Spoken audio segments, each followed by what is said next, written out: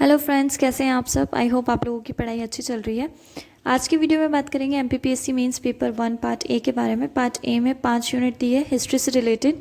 तो हम देखेंगे कि कौन सी यूनिट कहाँ से पढ़नी है। मैं आपको वीडियो में अपने सैम्पल नोट्स भी दिखाऊंगी ताकि आपको आइडिया हो सके। अगर आपको वीडियो पसंद आता है तो आप अपने फ्रेंड्स के साथ शेयर कर सकते हैं और मुझे मोटिवेट और सपोर्ट करने के लिए मेरे चैनल को सब्सक्राइब कर सकते हैं। ठीक है, तो शुरू करते हैं। चलिए तो फिर वीडियो शुरू करते हैं। इस वाले वीडियो में हम लोग जो पेपर 1 है उसका पार्ट ए हिस्ट्री, उसकी 5 यूनिट को कवर करेंगे कि 5 यूनिट कैसे क्या पढ़नी है और कौन कौन सी चीज़ें गूगल से पढ़नी है, कौन सी बुक से पढ़नी है, और वो बुक भी मैं आपको बताऊंगी। ठीक है, तो चलो शुरू करते हैं। यूनिट 1 जो है वो एंशिएंट हिस्ट्री से रिलेटेड है। यूनिट 2 मिडिवल, और मिडिवल के साथ साथ यहाँ पे ब्रिटिश रूल भी आ जाता है। इंडियन इकोनॉमी पे क्या क्या इम्पैक्ट पड़ा, सोसाइटी पे क्या इम्पैक्ट पड़ा। और यूनिट 3 जो है उसका जो फर्स्ट पॉइंट है ये भी हमारा मॉडर्न हिस्ट्री से रिलेटेड है। तो एंशिएंट, मिडिवल और मॉडर्न ये हमें तमिलनाडु बोर्ड की जो बुक आती है वहाँ से कवर करना है। तो मैं आपको बता देती हूँ कि मैंने कहाँ से परचेस की, कितने की आती है, और उसका पूरा रिव्यू दे देती हूँ। तो आप गूगल पे टाइप करके तमिलनाडु बोर्ड की ancient history, medieval history, modern history की बुक मंगा सकते हैं। 220 की सस्ती ही पड़ेगी। इस तरह से ऑर्डर कर सकते हैं। ये देखो 2 बुकलेट मैंने मंगाई है तमिलनाडु बोर्ड की, तमिलनाडु टेक्स्ट बुक।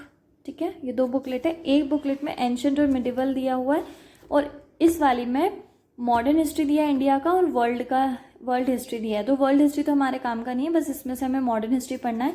और ये तो हमें दोनों चीज़ें पढ़नी है, एंशिएंट भी पढ़नी है, मिडिवल भी पढ़नी है। मैं इसका इंडेक्स आपको बता देती हूँ क्योंकि इसमें क्रोनोलॉजी बहुत अच्छे से दी हुई है, इसलिए आप इसको प्रेफर कर सकते हैं। ये अच्छी बुक है। देखो ये यूनिट 1, फिर पूरा Magadha empire, Jainism, Buddhism, pre Mauryan, Mauryan period, after Mauryan, और संगम एज जो हमारे इतने काम का नहीं है, गुप्ता का administration, socio economic cultural condition, ये बहुत इंपॉर्टेंट है। ठीक है, हर्षवर्धन ना भी इम्पॉर्टेंट है। साउथ इंडियन एम्पायर्स छोड़ देना, बस चोला थोड़ा सा देख लेना, बाकी इतना नहीं पूछा जाता है। और Arab invasion, Rajput kingdoms, Mohammad Ghazni, Mohammad गोर्स, दिल्ली सल्तनत, उसका socio economic cultural conditions. Bhakti movement भी इतना इम्पोर्टेंट नहीं है पर एक बार देख लेना, कभी पूछा जा सकता है। विजयनगर और बामनी किंगडम ये भी इतना इम्पोर्टेंट नहीं है। ठीक है, मुगल एम्पायर इम्पॉर्टेंट है, उसका एडमिनिस्ट्रेशन भी देखना है, socio economic, religious, cultural condition भी देखना है। Rise of Magadh, coming of often Europeans of India, मतलब यूरोपियन का जो आगमन हुआ था वो सब है यहाँ तक। ठीक है, तो इस तरह से ये कवर किया इन्होंने एंशिएंट से लेके ये सब पूरा मिडिवल तक, है ना। 10 यूनिट दी हुई है, ये एक बुकलेट है। ठीक है, ये तो पूरी आपको पढ़नी है और कौन कौन से चैप्टर छोड़ने ये भी मैंने आपको बता दिया। अब ये जो दूसरी बुकलेट है ना, इसमें आपको वर्ल्ड हिस्ट्री भी दिया हुआ है और मॉडर्न हिस्ट्री भी दिया है। तो मॉडर्न हिस्ट्री पढ़नी है सिर्फ, वर्ल्ड हमारे काम की नहीं है। 2 मिनट में आपको इंडेक्स बता देती हूँ।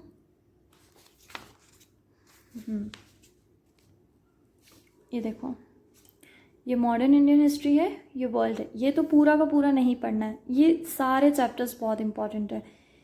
India under the English east India company, Cornwallis, मतलब सारे देखो ये जो इन्होंने जो भी काम किए ना, ये सब इनका एक एक चैप्टर दिया हुआ है। तो ये बहुत अच्छे से कवर हो जाएगा। अगर आपको डायरेक्ट गवर्नर जनरल भी पूछते हैं तो आप डायरेक्टली बता सकते हो टाइमलाइन के साथ। ठीक है, एजुकेशनल सोशल रिफॉर्म्स कैसे क्या हुए, है ना, म्यूटिनी वगैरह, revolt of 1857, British India after 1858, कौन कौन आया, लिट्टन, कर्जन, राइपन, और ये सब दिया हुआ है। सोशल रिलीजियस रिफॉर्म, ठीक है, इंडिया आफ्टर इंडिपेंडेंस भी दिया हुआ है इसमें। ठीक है, तो ये वाले सारे चैप्टर, पूरे 20 चैप्टर्स आपको यहाँ से पढ़ने हैं और ये बहुत अच्छी बुक है, इसकी आपको एक्सरसाइज भी करनी है। ठीक है, तो ये 2 बुक आप 3 यूनिट के लिए मंगा सकते हैं। तो फिर उन 2 बुक से आपका ये वाला यूनिट, ये और इसका ये फर्स्ट पॉइंट तक कवर हो गया और ये भी कवर हो गया, पोस्ट इंडिपेंडेंस पीरियड। पर ये जो 3 चीज़ें हैं ना, emergence of India as a republic nation, reorganisation of state, formation of Madhya Pradesh, ये 3 पॉइंट आपको गूगल करके या फिर आप लक्ष्मीकांत से भी देख सकते हैं। लक्ष्मीकांत में रीऑर्गेनाइजेशन ऑफ स्टेट दिया हुआ है और मध्य प्रदेश की बुक में फॉर्मेशन ऑफ मध्य प्रदेश दिया हुआ है। तो वो वैसे आपको कलेक्ट करके इनके नोट्स बनाने, मैं अपने नोट्स बता देती हूँ कि आपको कैसे बनाने हैं, तो आपको आइडिया हो जाएगा। ठीक है, हैव अ लुक। ये देखो, इंडिया आफ्टर इंडिपेंडेंस कि क्या क्या चैलेंजेस थे, इंटरनल चैलेंजेस, एक्सटर्नल चैलेंजेस, फिर कंक्लूजन भी मैंने लिख दिया। और ऐसे ही आपको भी करना है, इंट्रो और कंक्लूजन तैयार रखना है।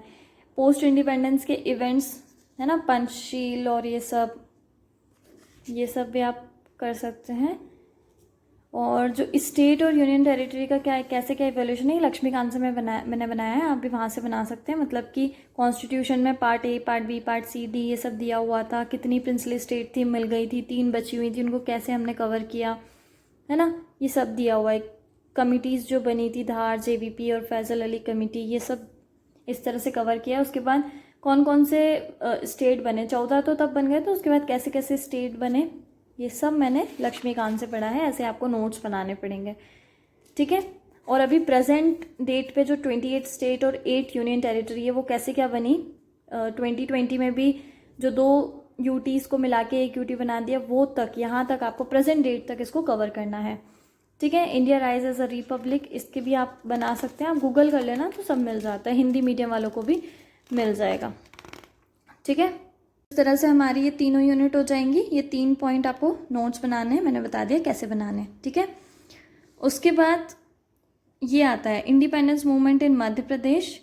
ये आपको मध्य प्रदेश की बुक में मिल जाएगा, कोई सी भी आप मध्य प्रदेश की बुक जो भी आपने प्रीलिम्स में पढ़ी थी, आप उससे इसको पढ़ सकते हैं। और वहाँ के जो हमारी मध्य प्रदेश के लिटरेचर है, आर्ट फॉर्म्स हैं, फेस्टिवल है, आर्किटेक्चर, ये सब हम एमपी की बुक से पढ़ेंगे, वहीं से कवर हो जाएगा।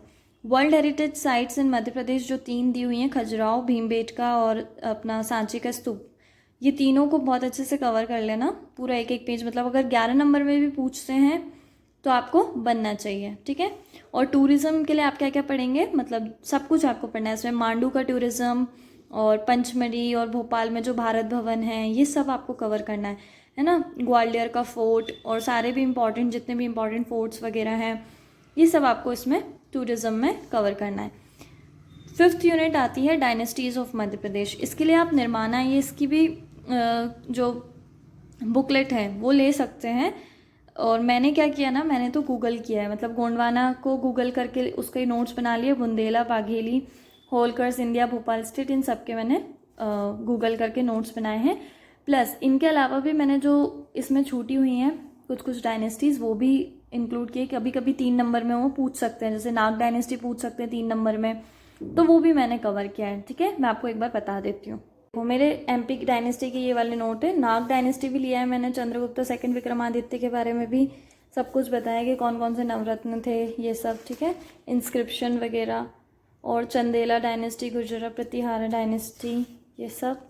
परमार डायनेस्टी के राजा भोज के ऊपर भी आपसे पूछ सकते हैं 11 मार्कर, तो आपको ये भी थोड़ा सा बड़ा प्रिपेयर करना पड़ता है। ठीक है, और मालवा की डायनेस्टी जो गौरी डायनेस्टी और खलजी डायनेस्टी थी, वो इस तरह से आपको नोट्स बनाने हैं। बुंदेलखंड, बाघेलखंड, इन सब के खुद के नोट्स बना लीजिए, तो इजी हो जाता है सब कुछ, है ना। इस तरह से आप इनको कवर कर सकते हैं ये। ठीक है, इस तरह से 5 डायनेस्टी कवर हो जाएंगी। इन तीनों के लिए आपको तमिलनाडु की बुक पढ़नी है। तमिलनाडु की बुक पढ़ने के बाद आपके ये 3 पॉइंट्स बचेंगे। इन 3 पॉइंट्स के लिए आपको खुद के नोट्स बनाने हैं। इसके लिए आपको मध्य प्रदेश की कोई भी जीके वाली बुक पढ़नी है, उसमें सारी चीज़ें कवर हो जाएंगी। डायनेस्टीज़ के लिए आप निर्माण IAS की बुक भी ले सकते हैं, या फिर आप हर एक पॉइंट को गूगल करके भी और MP GK की बुक से भी पढ़ सकते हैं। ठीक है, तो ये था हमारा पेपर 1 का पार्ट A। अगर आपको ये वीडियो पसंद आता है तो अपने फ्रेंड्स के साथ शेयर कीजिए, और ये सब आप हिंदी मीडियम के लिए भी यूज़ कर सकते हैं। ठीक है, ये मैंने इंग्लिश मीडियम इसलिए बताया क्योंकि मेरा मीडियम भी इंग्लिश है। ठीक है, तो अगर वीडियो पसंद आता है तो फ्रेंड्स के साथ शेयर कीजिए, लाइक कीजिए और मेरे चैनल को सब्सक्राइब कीजिए, क्योंकि हम आगे आने वाले वीडियोज़ में बाकी के पार्ट और बाकी के पेपर्स भी कवर करेंगे। ठीक है, थैंक यू सो मच।